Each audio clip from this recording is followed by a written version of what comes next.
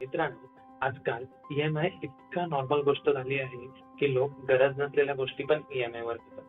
Phone EMI, bike EMI, shopping EMI आणि काही लोक तर सॅलरी येण्या अगोदरच पुढचा ई-एम-आय कोणता घेऊ हा विचार करत असतात. पण तुम्ही कधी नोटीस केलंय का? खूप सारी रिच माइंडसेट असलेले लोक अननेसेसरी ई-एम-आय अवॉइड करतात. कारण त्यांना एक गोष्ट माहीत असते, ई-एम-आय तुमचं फ्युचर इन्कम आधीच खर्च करून टाकते. आज तुम्हाला वाटतं मंथली 3,000 किंवा 5,000 काहीच नाहीये. पण जेव्हा मल्टिपल ई-एम-आय घेतो तेव्हा फायनान्शियल प्रेशर क्रिएट होतं आणि मग लोक जॉब चेंज करायला घाबरतात, कुठली रिस्क घ्यायला घाबरतात, कारण ई-एम-आय हा थांबत नाही. डिफरन्स असा आहे की पुअर लोक लायबिलिटीजवर खर्च करतात आणि रिच लोक असेट बिल्ड करण्यावर फोकस करतात.